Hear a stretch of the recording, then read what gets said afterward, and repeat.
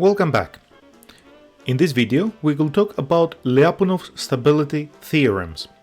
Lyapunov stability theorems are among the most important results in control theory because they allow us to tell whether an equilibrium point is attractive, asymptotically stable, or exponentially stable.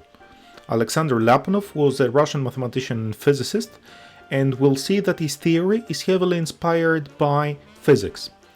Essentially, Alexander Mikhailovich Lyapunov, as his name is in Russian, said that an equilibrium point is attractive if the energy of the system decreases sufficiently along the trajectories of the system. But what is the energy of a dynamical system, you may ask? Well, that's a good question, but let's take it from the beginning. So, let's see what we have covered so far. We have given the definition of a discrete-time dynamical system and its trajectories or solutions, phi at time t starting from an initial point x0. We have stated the definition of equilibrium points, positive invariant sets. Just to remind you, a set X is invariant if whenever you start from the set you remain inside the set. X is in the set, the next point f of x is in the set. Global attractivity over an invariant set, namely that we converge to an equilibrium point. We take the origin, we take 0 to be always the equilibrium point we study. So we say that the origin is globally attractive over x if from any initial point inside big X we converge to the origin. Lyapunov stability over x. So I will not explain the definition again, it is in the previous video. For every epsilon positive and every delta positive, if you start delta close to the origin, then your whole trajectory will remain epsilon close to the origin forever, and starting from any initial point inside x and delta close to the origin. Global asymptotic stability over x, namely Lyapunov stability over x and global attractivity over x. We have given this definition. We have given the definition of local attractivity or local asymptotic stability. We have given the definition of global exponential stability. You can, of course, state the definition of local exponential stability over x. We have given the definition of a k infinity class function and the definition of the spectral radius of a matrix. And last but not least, we used the definition of the spectral radius to state this very important result. Take the dynamical system xt plus 1 is a times xt. This is a linear dynamical system. We know that this system is stable if and only if the spectral radius of a is less than 1. To put it differently, a linear system is stable if and only if all of its eigenvalues are strictly inside the unit circle of the complex plane. A few words about Lyapunov's stability theorems. Actually, it's theorems, many theorems.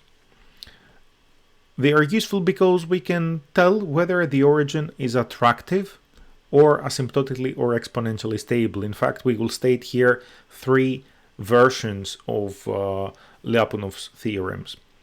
They are inspired by physics, so we will be talking a lot in terms of the energy of the system. We will define all these things. It is one of the most important theorems in modern control theory, so it will not be a big exaggeration if I say that in the majority of cases we use Lyapunov's theorem to tell whether a dynamical system is stable or not.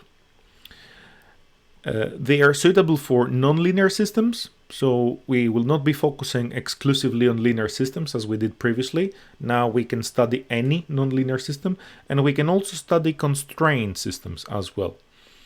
And Lyapunov theory is used heavily in model predictive control. Now all of this sounds fantastic actually, so it's like a theory that can solve all problems. At least that's what I seem to be promising you. However, it's not exactly a theory that we can use as a tool. It's more of a framework. So it's a way of thinking. It's an approach to studying the stability of dynamical systems. Sometimes we will be able to use it to derive concrete results, but often if someone gives us a general nonlinear system, it might be very difficult to analyze using these theorems. So it's more of a theoretical framework, which in some cases gives concrete tools and concrete applications. In what follows, we will make 3 assumptions. These are called blanket assumptions because we will not have to state them all the time.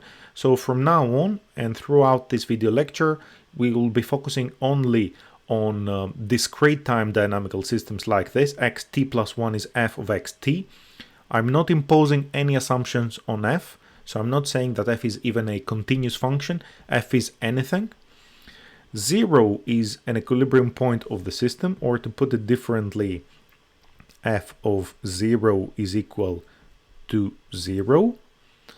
Big X is an invariant set.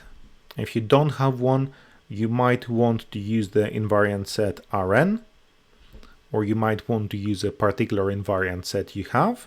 And lastly, 0 is an element of the invariant set. Now, Lyapunov stability theory, and let's start with the first Lyapunov stability theorem on attractivity. Let's read the theorem and then we'll discuss it. So the theorem says the following thing. Suppose there is a function v that takes a vector from my invariant set big X and gives me a non-negative number. Now let's pause for a moment. This function v is my energy function. This is my energy, the energy of my system at a given state x.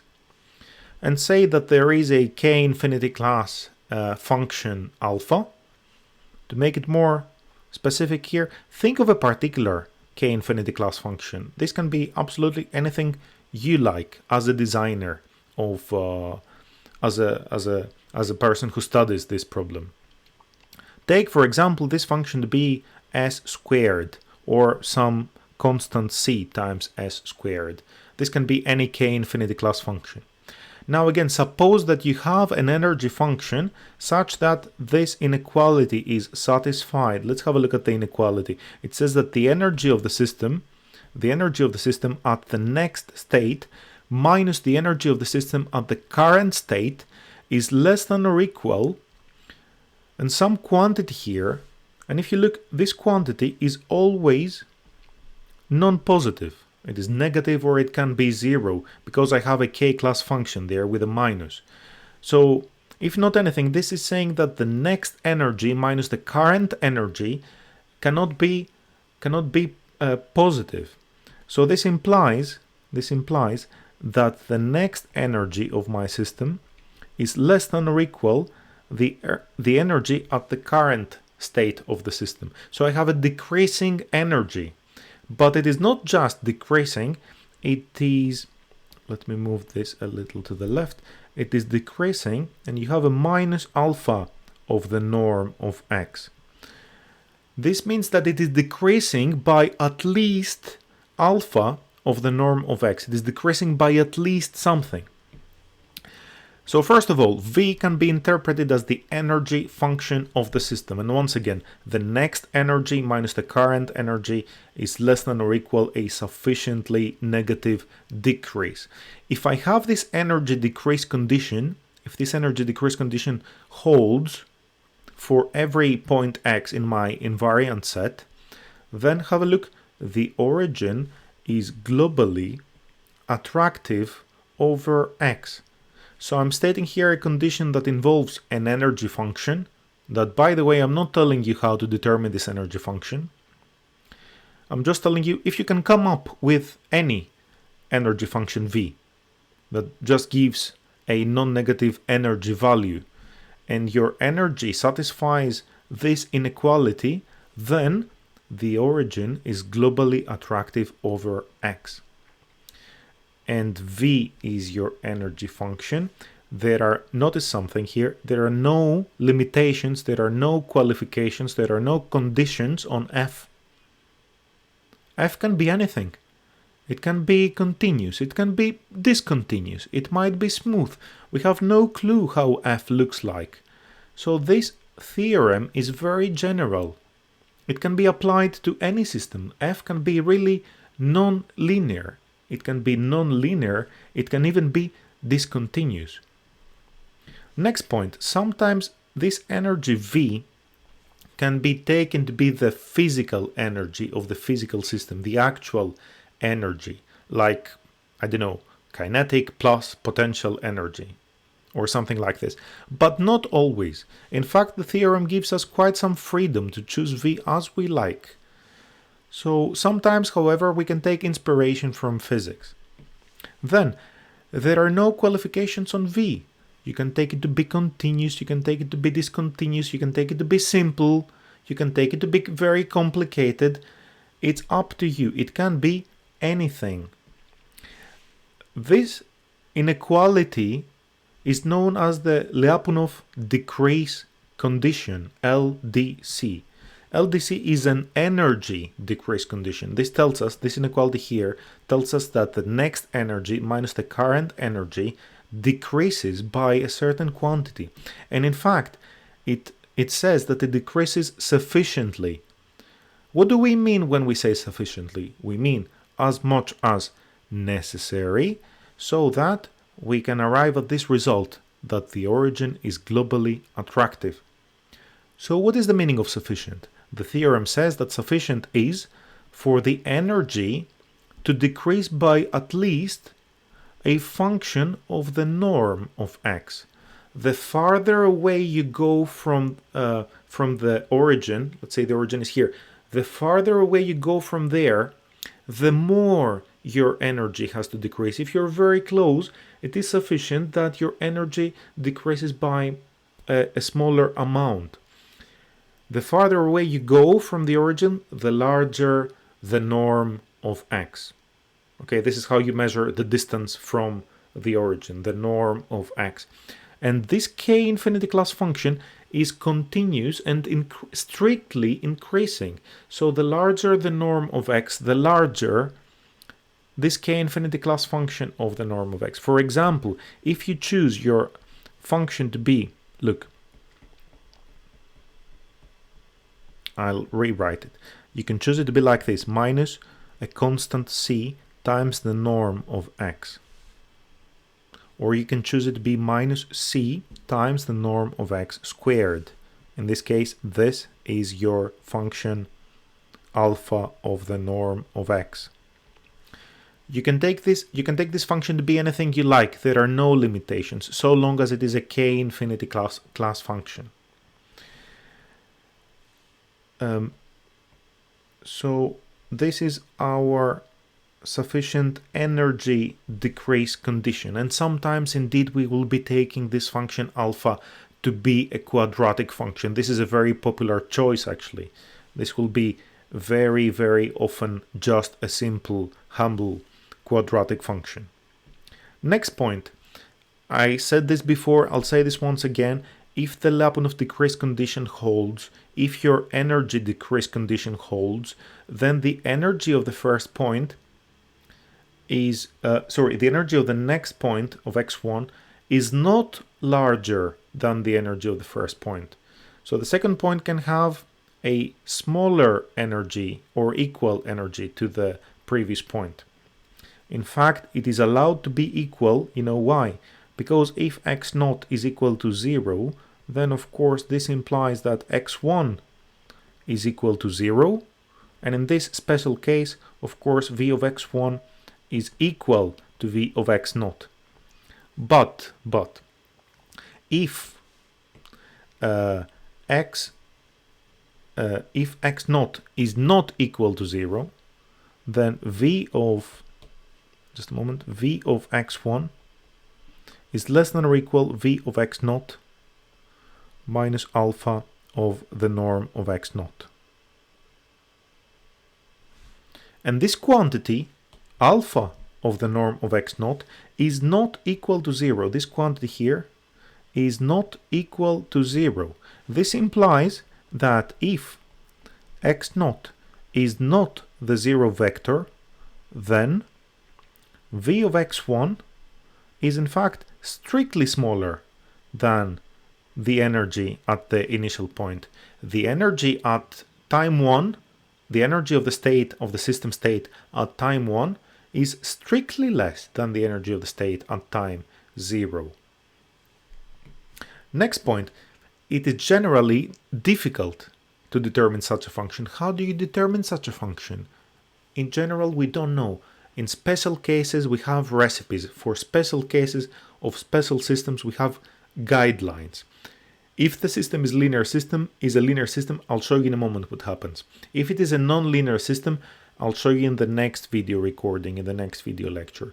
But in general, there can be complicated linear systems for which we cannot have an easy answer.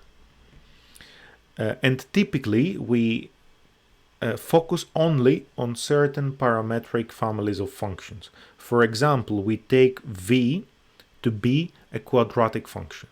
So we say, I don't know how this function v might look like. So I will experiment. I will try something very simple. I will try v of x to be something like x transpose times p times x, where p is a symmetric positive definite matrix, or symmetric positive definite matrix. Can I find a symmetric positive definite matrix such that this holds? If yes, then that's brilliant. I have proven that the origin is globally attractive.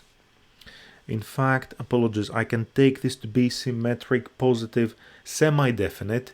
Why do I even need it to be symmetric positive semi-definite? The reason is that my function v must be non-negative valued. Here you see I must have a non-negative value from my function v. That's why x transpose px must be always non-negative, and for that I must require that p be a positive semi-definite matrix. So that said, if you make this choice, if you make this simplifying assumption, if you are not just looking for absolutely any function v, if you say I will be only looking for a quadratic function, you're actually looking for a matrix p. This is your unknown here. So the problem becomes, the original problem is find the function, which is a very abstract problem. And now the problem becomes find a matrix. Can you find a matrix such that this inequality LDC here, this LDC holds for such a function here? So if that's the case, the problem reduces. You are coming up with a simpler problem, with a simplification, where you're saying find a matrix P which is symmetric positive definite such that, and then take this LDC and use x transpose px. Look what we have in that case. We have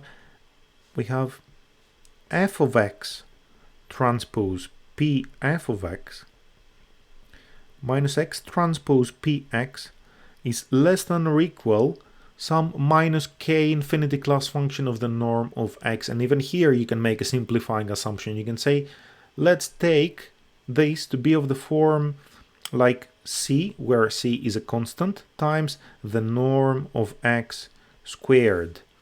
So can I determine such a matrix P? And this is admittedly a simpler problem, or let's simply call it, it is a simpler looking problem.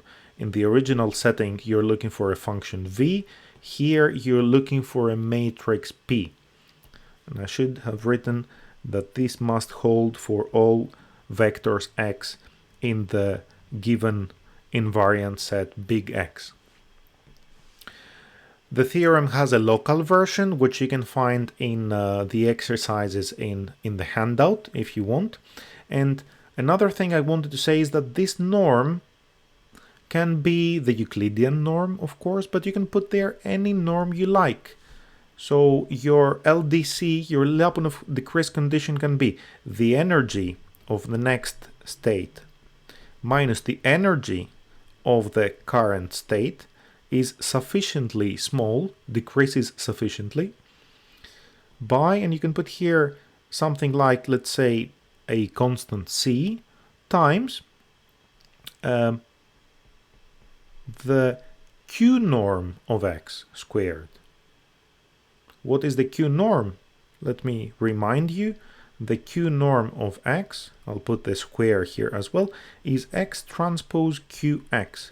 And I have to take q to be a symmetric, this time positive definite matrix. Otherwise, it is not a norm if you don't take it to be positive definite. So it can be the Euclidean norm. If you like, you can take the Euclidean norm. The Euclidean norm squared is x transpose x. You can take any other norm you like. So to put it all together, we have a lot of degrees of freedom in this theorem. We have that v can be any function. We have that alpha can be any k infinity class function. The only limitation you have for v is that it needs to give you non-negative values. Alpha can be any k infinity class function, and f, the given system you have, can be anything. So you can use this theorem to study any dynamical system, linear or non-linear. And there is a very interesting exercise here. By the way, let me explain something. Exercises in the handouts are accompanied by some cups of coffee. So 1 cup of coffee means that this is a direct application of previous results. 2 cups of coffee, when you see 2 cups of coffee, means that you need to put a little bit of thought and to have some understanding, some essential understanding of the theory. 3 cups of coffee means that it is reasonably difficult and requires some level of creativity, but nothing extreme. 4 and 5 correspond to difficult, and 5 means really challenging. But this one is a 1 cup of coffee exercise. This is not my notation, by the way. I just find this brilliant. I saw this for the first time in a book called High Dimensional Probability by Ronan, I think, Vershinin. A very nice book on a different topic. So yeah, this is a 1 cup of coffee exercise, just a direct application of the theory. It really requires you to understand the notion of invariance. Let's have a look. The exercise says, if you give me a V that satisfies a Lyapunov decrease condition, then I can construct from this an invariant set. Let's read the exercise because actually it's important. Suppose there is a function V from a set X to the non-negative real numbers. X is a positive invariant set. And but, by the way, X is a positive invariant set. If you don't have one, you can always use Rn. Okay. And alpha is a k infinity class function, and V satisfies a Lyapunov decrease condition for all points x in X. Then we can define this set Y, a new set, which is all the points x from X, such that V of X is less than equal some number eta. And suppose that this set Y is not empty. Then this Y is an invariant set for my system. So what I have achieved is that I have started with an energy function, and then I'm saying that with the energy function I can construct an invariant set like this. And this is interesting actually. For example, if you take V of X is equal to, let's say, X transpose Px, as we did before, and you take P to be a symmetric positive semi-definite or positive definite matrix, then this set Y will look like this. It will look like all the x's, let's say in Rn, such that X transpose Px is less than or equal, and let's put a number here. We can put any number we like, less than equal 1. Okay. Of course, it doesn't make sense to say less than equal minus 1, because we know that this quantity here is non-negative. So let's say less than equal 1. The shape of this Y is an ellipsoidal set. This Y looks like this and is an ellipsoidal. Oops, you can't see that. It's an ellipsoidal set. It looks like this. But in general, v doesn't have to be quadratic, but I'm just saying if it is a quadratic function, then this set y is an ellipsoidal set, and in fact it is invariant. It is an invariant set. If you start from inside there, you will remain inside there forever. Now, next, before we move on, let's see one last time. Let's read again the previous theorem, just to have to understand and appreciate the theorem. So the theorem says that if I can find the function v, an energy function v, which is non-negative valued, and I can also find a sufficient decrease function alpha, that if you don't have any better ideas, you can always take it to be a quadratic function, such that I have a sufficient decrease condition, a Lyapunov decrease condition, an LDC, next energy minus current energy is sufficiently negative for all points in X. If that holds, then the origin is globally attractive over X. So globally attractive, can I do better? Can I do better than globally attractive? For example, can the origin be not just attractive, but also Lyapunov stable? So to put it differently, can the origin be asymptotically stable? The answer is that this condition, the LDC, is not enough. We need something more. We need a couple of more conditions. And this brings us to the second Lyapunov stability theorem, with which we can have asymptotic stability. Let's read the theorem.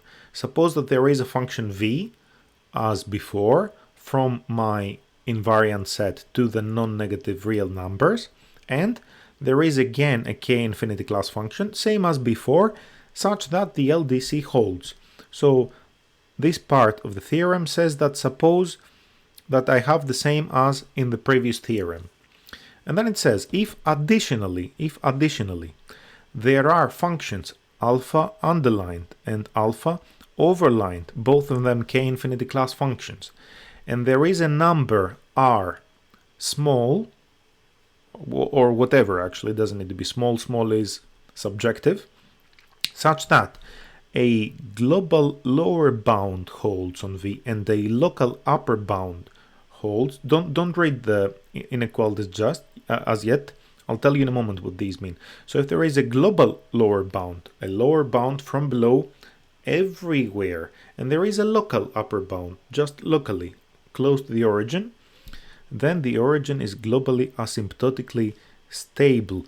Now let's try to understand the meaning of global lower bound and local upper bound. Let's say that your function v looks like this red line. A global lower bound is a k infinity class function which is below your function v. It must be continuous.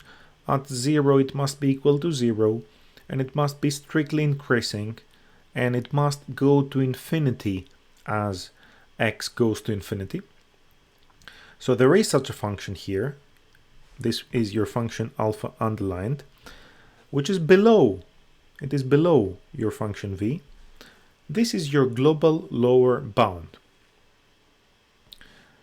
What is the local upper bound? The local upper bound is a function, this Cian function, this one here, that is defined only very close to the origin. This is not defined all over the whole x. X can be very big.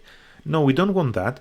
We're looking for a function that is defined very close to the origin, and this function is above my function v, but only there around. Only there around. Okay, that's all I'm looking for. So if I can find two such functions, then I have global asymptotic stability over x. Now let's have a look at the inequalities. The first inequality, the global lower bound. Let me just delete all these things. Oops. So the global lower bound, as you see, holds globally, holds for every x in x. And it requires that my function v is above a function alpha underlined. This function alpha underlined is this function alpha underlined, the green one. So this is 1. Second, the local upper bound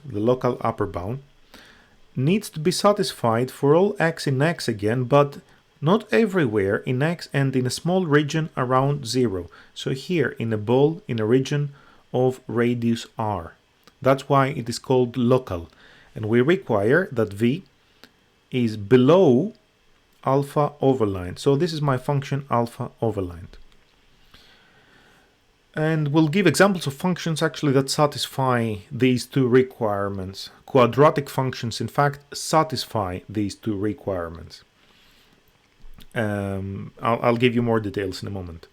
So again, GLB stands for global lower bound, and it must hold over the whole set big X. And LUB stands for local upper bound, and it must hold close to the origin and inside the set X. Let me give you examples of, let me give you one example actually of a function that does satisfy these bounds. Take for instance v of, let me go here, 1 second. Take the function v of x to be x transpose px, and I will take p to be symmetric, positive, definite this time, positive definite, not positive semi-definite, but positive definite. It is important. Let's see why. If you remember, x transpose px is between the maximum eigenvalue of p times the norm of x squared and the minimum eigenvalue of p times the norm of x squared. Now on the right hand side we have a k-infinity class function of the norm of x, and on the left hand side we have another k-infinity class function of the norm of x. But of course that's why we need to take it to be positive definite, so that all of the eigenvalues are positive, not 0, positive. And of course in that case the minimum eigenvalue is positive, and in that case this function is not just 0, it is instead a quadratic function, which is a k-infinity class function. So this function x transpose px is bounded between a global lower bound, which is this function alpha underlined, and a local upper bound, which is the function alpha overlined. In fact, it is not just local, it is global. It is a global upper bound, even better. So if that's the case, once again, so if I can bound my function by a k-infinity class function below and by a k-infinity class function above and locally, then the origin is globally asymptotically stable. If not, that's alright, don't panic, we still have the previous theorem that says that the origin is attractive. So attractivity is very easy to achieve if you like, and you need a few more requirements on your function v, on the energy function, to have global asymptotic stability. And as you understand, you need even more requirements for the origin to be exponentially stable. Now check this out, I'll be very quick with that. Suppose now that we have a function v that satisfies the LDC, but with such a sufficient decrease. Not just any k-infinity class function, not just anything, but a function of this form. C times the norm of x to the power lambda. Lambda is a positive constant. And it satisfies GLB and LUB, again, with such functions, similar functions. Number times the norm of x to the power lambda, number times the norm of x to the power lambda.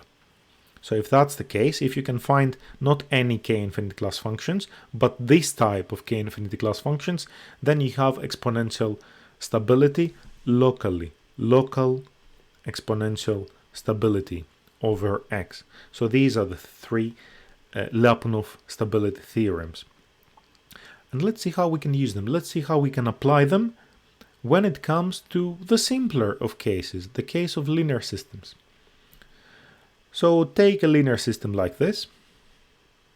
xt plus 1 is axt, and we ask under what conditions this function, we are just focusing on a simple function, whether this function can satisfy a Lyapunov decrease condition. So I'm treating this function v, as we say, as a candidate Lyapunov function. And of course, I don't know whether it will work. I'll have to check whether this function can work as an actual function that will satisfy Lyapunov's decrease condition. If it does, I will call it a Lyapunov function, not just a candidate function. So this function v must be non-negative value. So first and foremost, I must choose p to be positive semi-definite. Just a quick reminder, we say that the matrix P is positive semi-definite if this quadratic form x transpose px is non-negative for all the values, for all the vectors x in Rn. And when does this happen really? It really happens when all the eigenvalues of P are non-negative. And of course, needless to say, we will assume that P is a symmetric matrix. We will also, I think I have mentioned this many times, but just in case you have forgotten, I'm denoting like this the set of symmetric positive semi-definite matrices, and this is the set of symmetric positive definite matrices. And when we say positive definite, we mean that, actually, let me write it out. Positive definite means positive semi-definite and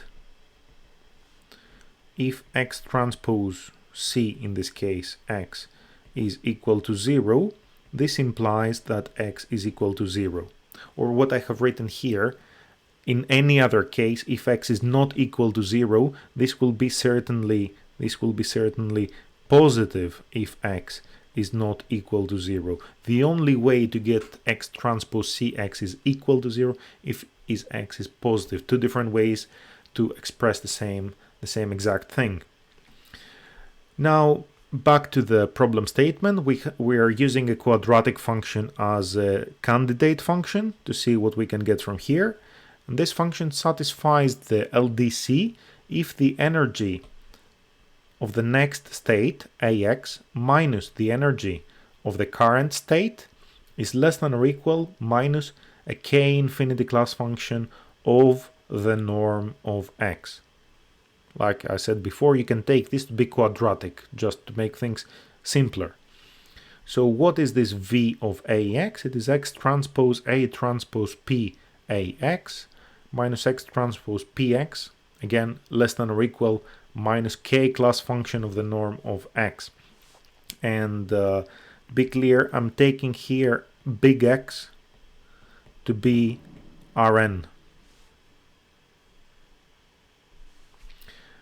So I'm taking x transpose out from the left as a common factor.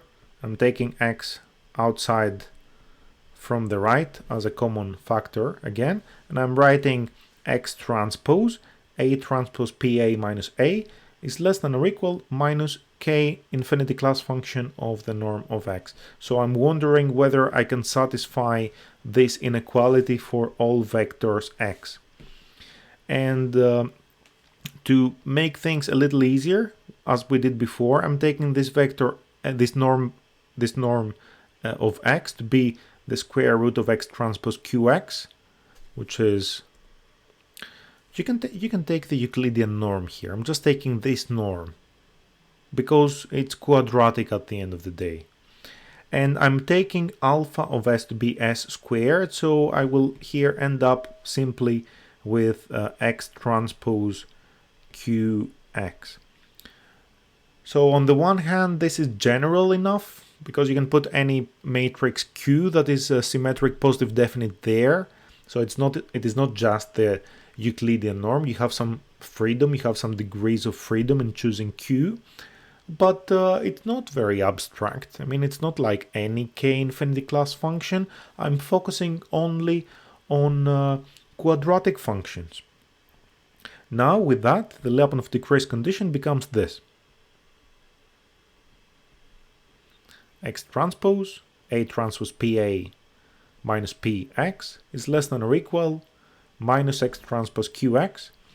And if you bring this to the left-hand side, you end up with, let me explain that, you end up with X transpose A transpose PA minus P plus QX is less than or equal 0, and you want this to hold for all vectors X.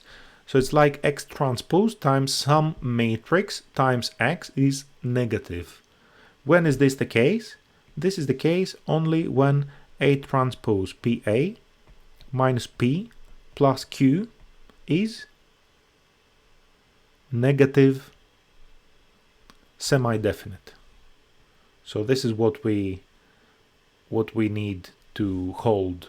I'm looking for a matrix P such that this condition, this inequality holds. Or you can say that this inequality here holds if you have really equality. It's a special case. So this is a special case. You will say, of course, oh, wait a second, this is a very special case. It is extremely restrictive to say that this is equal to, it is equal to minus X transpose QX.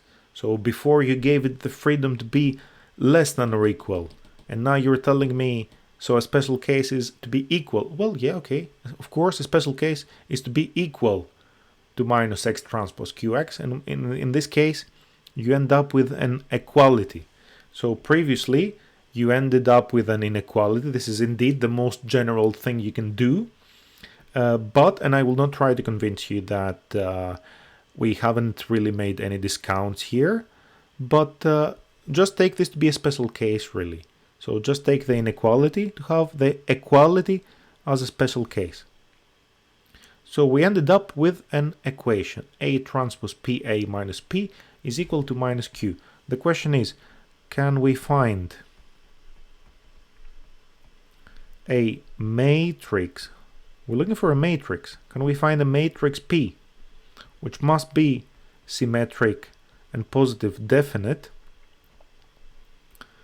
such that, actually semi-definite. Can we find a matrix P that is symmetric and positive semi-definite, such that A transpose PA minus P is equal to minus Q? Can we solve this? We can solve this, that's the good news, we can solve this. We can solve this using software and numerical methods. I'm not going to tell you now how you can solve it, but the good news is that we can solve it, and there are functions in Python to do this. But let's take a moment to appreciate what we have, because in the beginning the problem was stated like this. Can we find the original problem was, can we find a function v from Rn to the non-negative real numbers such that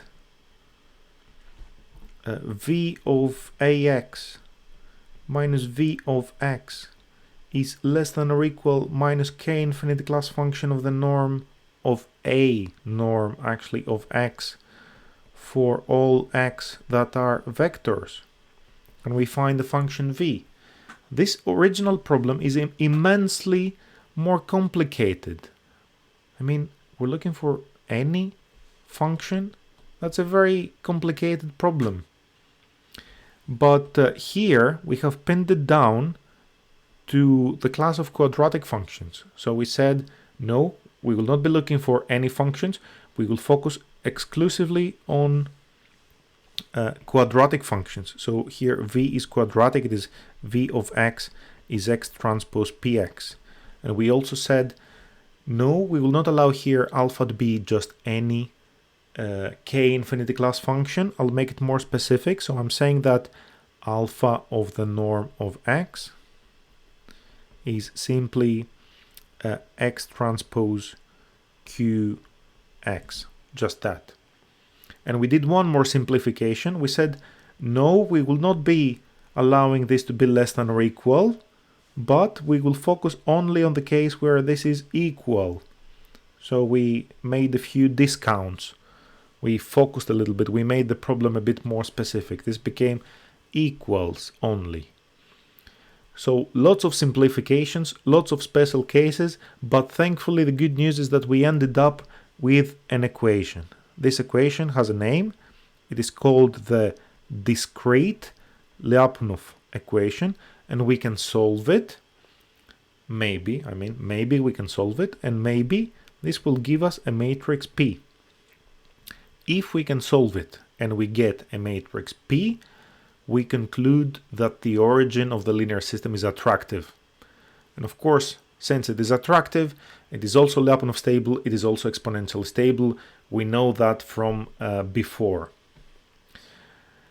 So to put it all together, here is our theorem. It says that the linear system xt plus 1 is axt is globally exponentially stable if and only if, given a matrix Q, there exists a matrix P, which is symmetric positive definite, that satisfies this Lyapunov equation. And in fact, look, it says if and only if. There is a proof of this theorem. We haven't given a proof yet. So what we did before was just a sketch of the proof, just for you to get the idea.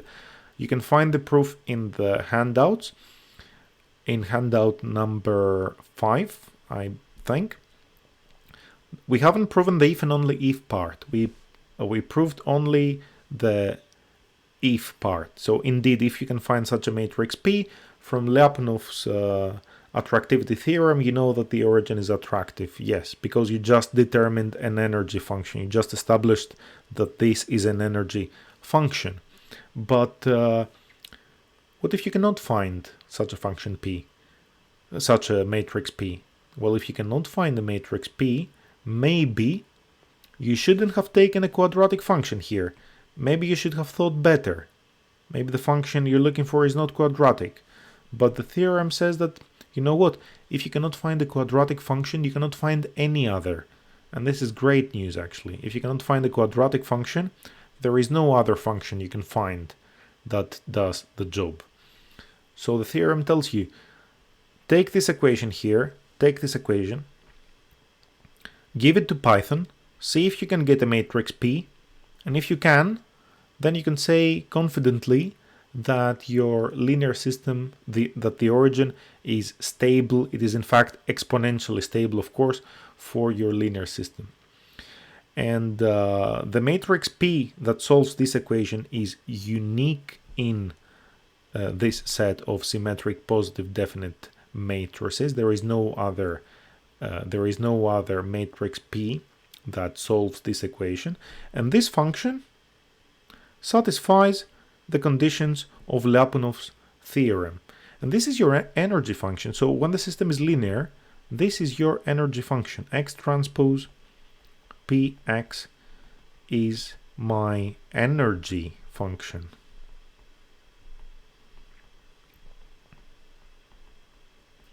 And I'll give you an example using Python, actually. So here is the example.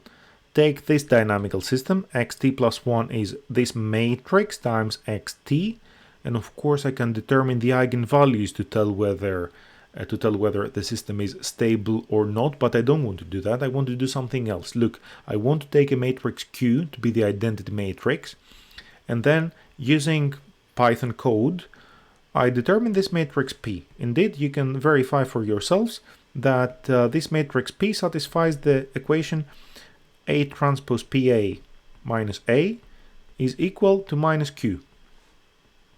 This matrix P is the unique symmetric positive definite matrix that satisfies this equation. And we define then this energy function, this Lyapunov function, And we have that the energy of the system at the next state minus the energy of the system at the current state is less than or equal minus 1 times the norm of x squared. Why? Because we have taken Q to be equal to the identity matrix. And this gives me the Euclidean norm. And now with that, let me show you actually how I determined this matrix P. It is not difficult. So take A to be the given matrix A, take Q to be the identity, put it inside this function called solve discrete Lyapunov. Actually, here we have to read the documentation because it requires that we provide the matrix A transpose instead of A. It is just a quirk, it is a weird thing of Python, but we have to provide A transpose, not A, in this function. But the thing is that from this function we get P. And it is the matrix I gave you here. Voila.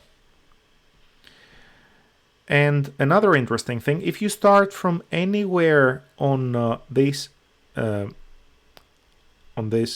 line, your initial energy will be 2.28. So if you start from this point here, the original energy is 2.28.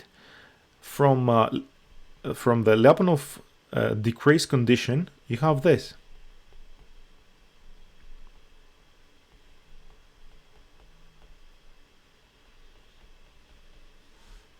From the Lyapunov decrease condition, you have this. You have that the next energy, this is the next energy. I should actually write this in blue because it corresponds to the blue area, the blue line. So this is the next energy. And this is the current energy that corresponds to the red line. So we know that the current energy is 2.28. We know that the decrease here is, we can compute it actually. What is the decrease? It has to do with the norm of x. And we know that the next energy we can find to be 0.28. And we can see here clearly how the energy of the system dissipates. From 2.28 it goes to 0.28, it decreases even more afterwards, and so on. And you can simulate the system to see what happens, and you will see that it behaves like this. It goes from a high energy initial point, from a high energy area, it goes to a lower energy area, it goes to an even lower one here, goes to a lower one, and so on. And gradually you have your system moving from an ellipsoid to another one, and so on. And these are nested, they're one inside the other, and eventually you converge to zero. Why? Because the energy of the system dissipates. And this is the energy of the system in time. So this is the energy V of xt, where xt is the trajectory of the system at time t, starting from a given initial point. And you see how fast it goes to zero. It goes to zero very fast. In fact, it goes to zero exponentially fast. It goes to zero exponentially fast. This is why we said before that for linear systems we have global exponential stability if we can find the Lyapunov function. So now we have two tools in our toolbox to deal with linear systems. Tool number one is the spectral radius of A. Tool number two is Lyapunov's equation. And there are pros and cons with the two methods. So with the spectral radius of A, you just have a number that tells you whether the system is or isn't stable. Actually, it can give you a few more information. But with the Lyapunov equation, you get a matrix P. And this matrix P is super useful because you can have this. This matrix P that is used to define the energy of the system can tell you exactly how the energy of the system dissipates. You can see really the energy of the system going from an initial energy of 2.28 in this case, how exactly it goes to zero. and you can gain more insights about how exactly the system converges. So here you see quite some geometry. You see these ellipsoids, and you know that from this outer ellipsoid you will go to a certain inner ellipsoid and another one and another one, and this describes really the shape, to some extent the geometry of the convergence of the system and the speed of convergence of the system. So yeah, that's valuable now, but another thing that is not evident yet is that the second method, the Lyapunov method, that we applied to linear systems, can be applied to non-linear systems as well. And this is what we will discuss in the next video lecture about linearization. So in fact, linearization, to put it very, very simply, is a method where we will be using these tools for linear systems to study non-linear systems. And this is beautiful because we will be ending up with something that will look like this easy Lyapunov's equation that we can solve in Python. We can solve this equation in Python very easily in just one line of code, and we will use this tool to study whether the origin is stable or not for non-linear systems. And this is very convenient actually. So that's all for now. Thank you very much for watching, and goodbye.